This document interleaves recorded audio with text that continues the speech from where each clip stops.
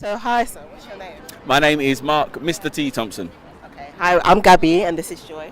Yeah, hi, I'm Joy. So would you like to tell us about how things were back then and what your take was on it? I know you were quite young then, but if you can tell us about about what your parents may have experienced or other family members.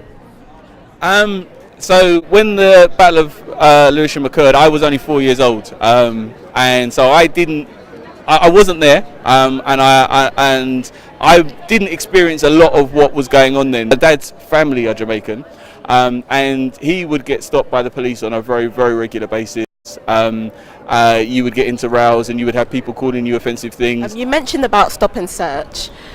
So do you think there's still a lot of institutional racism today in the police force?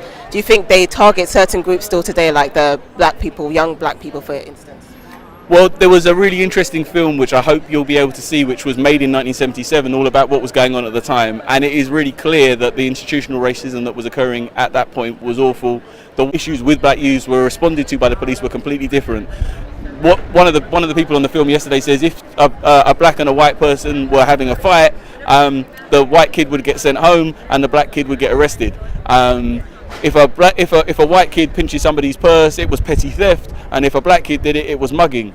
The reaction of the police to young people was completely different, and there was a really unpleasant set of events that went on. The police are responsible for a lot of things, and you know, in the last couple of weeks, we're still seeing black people dying at the hands of the police. Since 1990, there have been 1,500 plus people die after police contact. That means in custody, suicides, or you know, in hospital after they've been in contact with the police. So far, not one police officer has been convicted. People, you know, might have been dangerous people that were in the process of doing something terrible to somebody else, but some of them were kids, some of them were teenagers, some of them were strangled. When Stephen Lawrence died, there was no first aid given. When they arrived, he's still alive.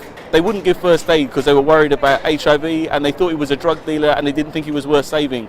There are so many deaths which the police's involvement is really dubious. Are the police a problem?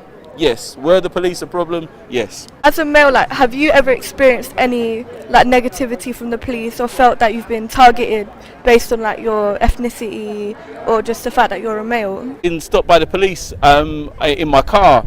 And I have unusual blue-green eyes, and they were like, "Oh, look at his eyes, he's a bit funny looking," you know, making out as if I was on drugs. And I feel as though some of the responses that I had at that point were different because I was black.